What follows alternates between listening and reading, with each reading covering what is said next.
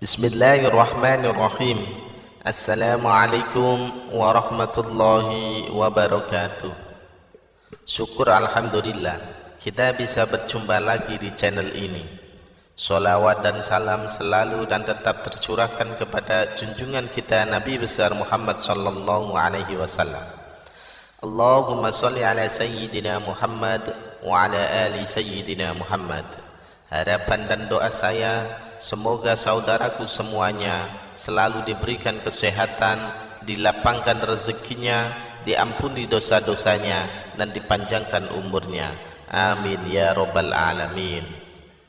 Sahabat beriman yang dirahmati Allah, selama ini kita mungkin berpendapat orang yang meninggal itu tidak akan merasakan sakit ketika jasadnya dimandikan. Padahal saat dimandikan tersebut, mayit tersebut menjerit. Diceritakan oleh Aisyah ketika itu, ia tengah menunggu suaminya Rasulullah sallallahu alaihi wasallam kembali ke rumah. Ia mengucapkan salam dan kemudian berdiri untuk menyambut sang nabi kecintaan Allah tersebut. Duduklah di tempatmu, tidak usah berdiri wahai ummul mukminin, begitu ucapan Rasulullah sallallahu alaihi wasallam.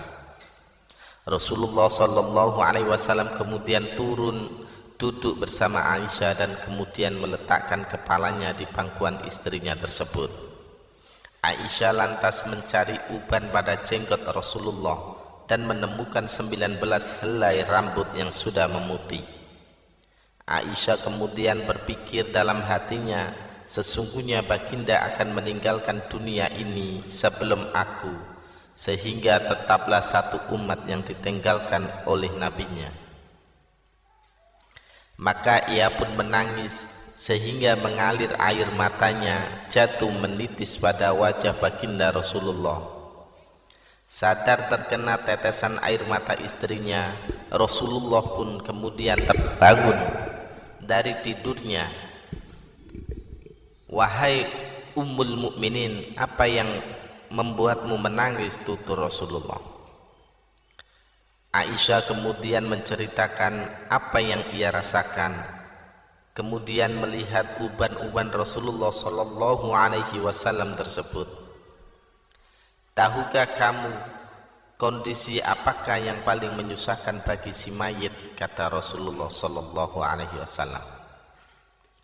Tidak ada kondisi yang paling menyusahkan atas diri mayit dari saat keluar dari rumahnya, anak-anak yang ditinggalkan berada di belakangnya serta menangisinya, kata Rasulullah.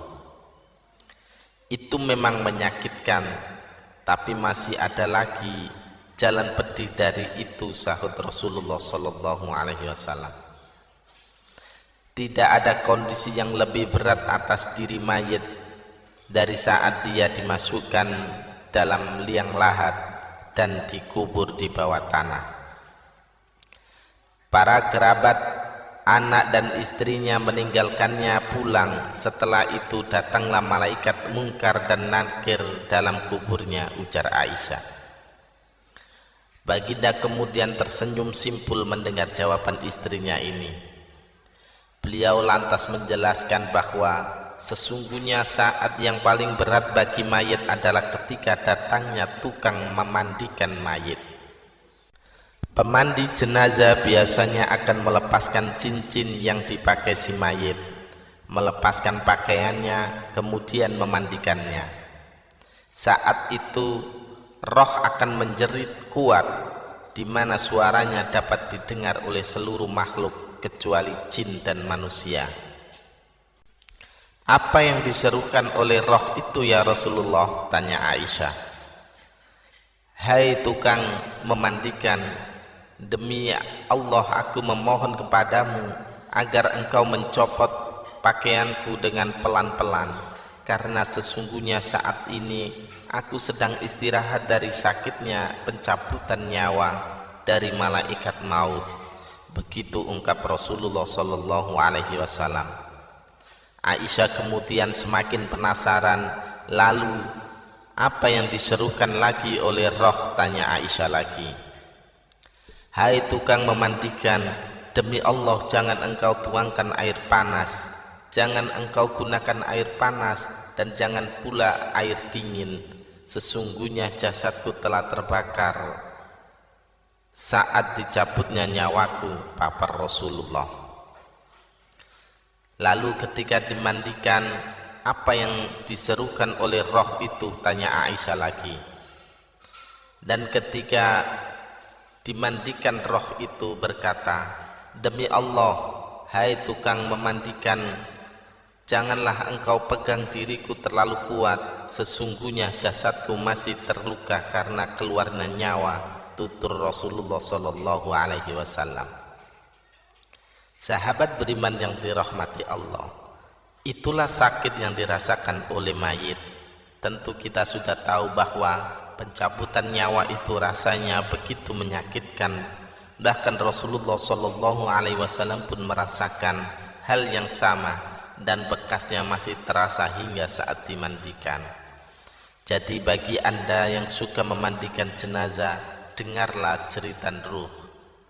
Wallahu a'lam bishawab. Demikian yang bisa saya bagikan, semoga bermanfaat untuk kita semua. Amin ya rabbal alamin.